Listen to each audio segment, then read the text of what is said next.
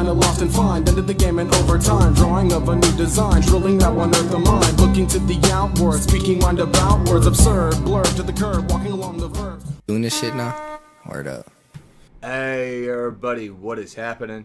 Ish de la Ish, and I am back with part 3 of my Madden 17 Cleveland Browns personal offensive playbook.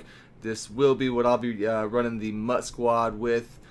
So, you know, jump into this book, feel free. There's going to be a lot of content I'm going to drop on this one. I'm going to break down a lot of schemes. Today here we're going to focus on the pistol stuff, what we can get out of the pistol formation. This first play I'll break down a little bit more than the others. It's going to be the PA play action post shot out of the pistol slot wing, which is the first one of the two in there. We're going to give you a couple options here. We're going to take A and motion out on a wheel and motion out to the left. Y, you can put on the in or a slant, and B is against a streak. This is what you're going to do if the guy's running cover 2 against you.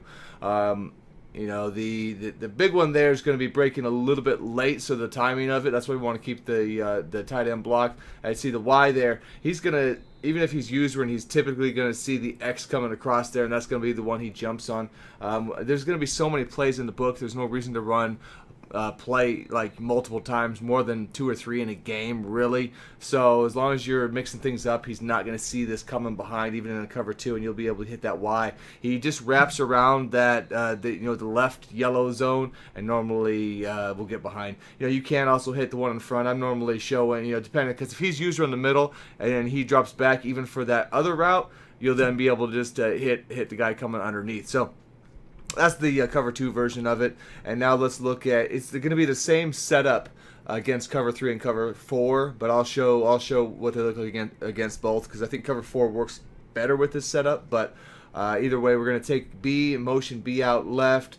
He has that nice route. You know, I don't really get a lot of the use out of it because it takes so long to develop the way it normally is. Take X, put it on a streak, and A on a drag or an in, and then you've got to let that receiver there, kind of the B, get behind that defender. That was a close one. He's got to get behind and then start his turn. At that point, the defender, if he's backpedaling, he cannot adjust to it.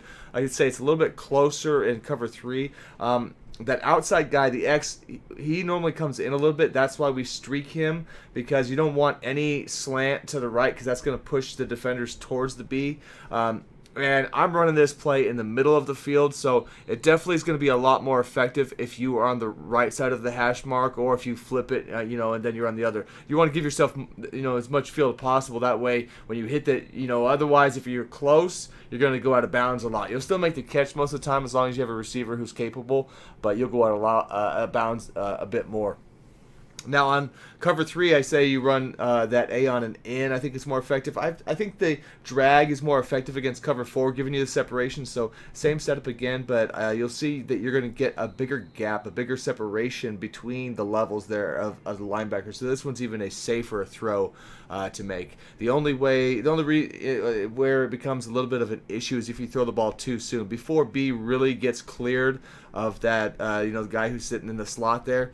Then you have a chance of possibly throwing a pick. So you definitely want to make sure you're in that other area, and you're about to start that turn at least coming out left to clear this one out. So I enjoy the play. It's gonna, not everybody may, you know, it depends on really how comfortable you are in the passing game this year for this one. You know what I mean? Some of them throws not everyone wants to make, but it's definitely one that, like I say, if on the right, when you have the open side of the field, and if you can read defense and you know what the guy is in, it'll be effective. Now let's get into we'll get into the other ones that will work against multiple coverages just on the base setup of them. So I'm just going to give you the base one. As you use any of these plays, you'll kind of get a feel for what coverages they run against best and all that. This is going to be the play action PA deep in. This will be one of your audible plays, and we are taking A motioning left. Y again could be on an in or a slant, and the running back, RB, I put on a check release is a good thing to do, or just a normal block. Check release is, you know, it's kind of up to you on that one. I just give you the option for it. I see you get a, kind of like an in and out on the A, but he's not really going to be too effective unless you get manned up and you can get behind him. On occasion you will, but that's normally like single safety stuff. And then that X right there where he's going to come out, it's a deep in basically. You want to hit that a lot of times right then when he starts like chucking his feet up to turn. That's when you'll get the separation. You just want to make sure that nobody, the corners aren't underneath you, and the slot corner especially isn't hanging out below. See, a lot of those I can hit it. I'm showing the cross coming, the slant coming across, which is like a quick hitter. But again, right there, that's you run that a few times, you'll get a feel for when you hit that. But really, it's best to hit a lot of the ends and stuff when they're about to make that cut, about to make that turn. That's actually when they're more effective. Now, if you want to go back to a lot of the setup that we were like doing on the basic stuff, HB wheel, the running back on a wheel, motion him out left, B on a slant, A block. This is very similar to a lot of the stuff we did before, but it is still effective in this, even though we were using that out of our shotgun set there. And see over the top. It's just giving you kind of another option to run it with. But I think we've got so many wheels and plays like that. It's not necessary. I think the first setup's better, but just giving you another option since we're kind of like into the play. And there's one way you can run it. Yeah, good luck with that, right? But so we'll get out here into another one. Then we're going to get into the pistol Y trips.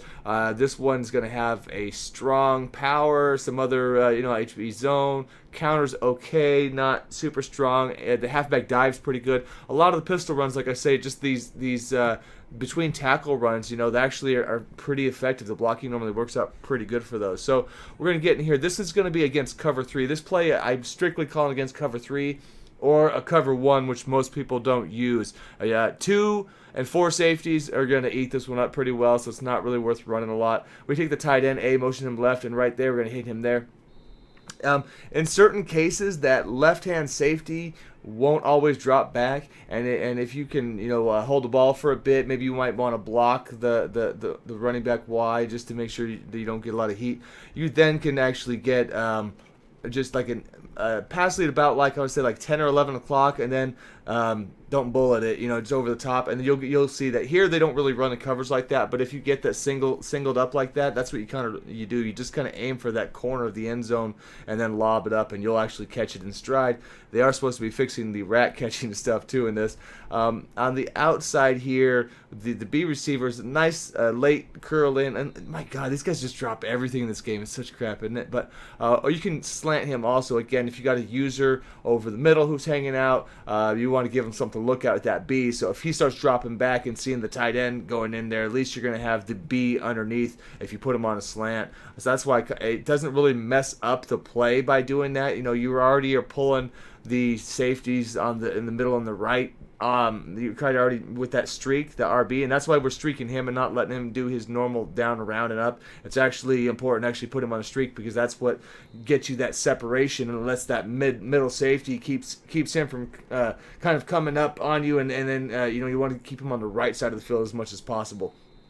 But that pocket opens up pretty well, especially in cover 3, like I say. But that's another one you kind of want to get a feel for what he's running. And like cover 3 matched, that one really works very well against that one. So when I was showing you was cover 3 Sky.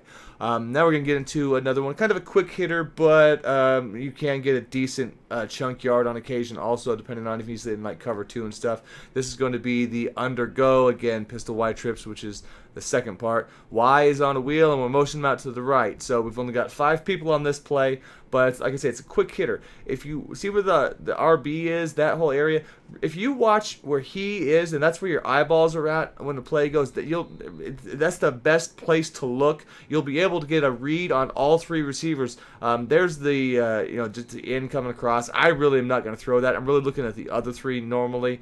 But if you get there you go. No one's in the area there, so I know I got a free seam route there. Normally, like I say, on a cover 2, he does a check release. You'll see, and you can hit those sometimes. So, but again, if you're really just watching right where what's happening with that the RB receiver off the break, you'll get an idea if you need to hit the slant underneath him or the wheel or like that, like there, a little bit in on a pass lead. That's cover 2, and if they hit a cover 2 and he releases down there, you might need a little in.